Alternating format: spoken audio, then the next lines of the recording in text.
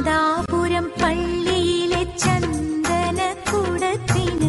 4 മുഴം വീരാളി പട്ടുവേണം, തുളുനാടൻ കളവേണം, തുളിശ്ശേരി വളവേണം, മാല വേണം, അത്തറു വേണം, മൈലാഞ്ചി വേണം, കൈയിന് മൈലാഞ്ചി വേണം. കണ്ണൂരിലേതുപോലുള്ള പാർട്ടി ഗ്രാമങ്ങൾ നാദാപുരം മേഖലയിലും കാണാം.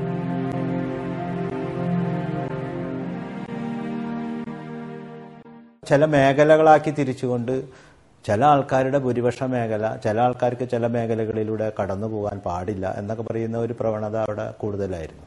നാദാപുരം ടൗണിലൂടെ ഒരു ലീഗല്ലാത്ത മറ്റൊരു രാഷ്ട്രീയ പാർട്ടികളും മീറ്റിംഗ് അല്ലെങ്കിൽ ജാഥ നടത്തിയത് നിങ്ങൾ ശ്രദ്ധിച്ചു കാണില്ല പലപ്പോഴും.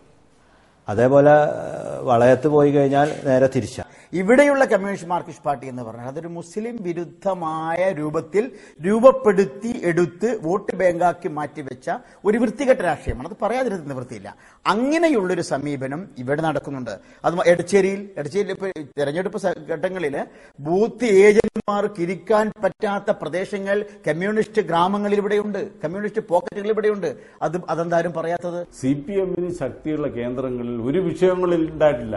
എവിടെയും ഒരു ബൂത്ത് ഏജന്റിനെയും ഇരിക്കാതെ അനുവദിക്കുന്ന ഒരു പ്രശ്നം ഒരു പ്രദേശത്തും CPM-ന് ശക്തിയുള്ള കേന്ദ്രങ്ങൾ. അതേ തിരിച്ച് നിങ്ങളൊന്ന് ആലോചിച്ച് നോക്കൂ. ചെക്കിയാട്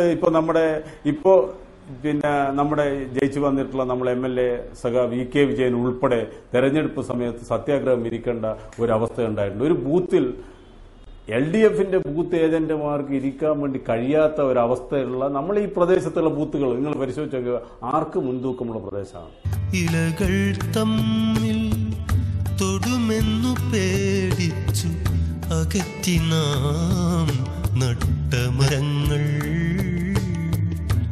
അകറ്റി നാം നട്ടമരങ്ങൾ.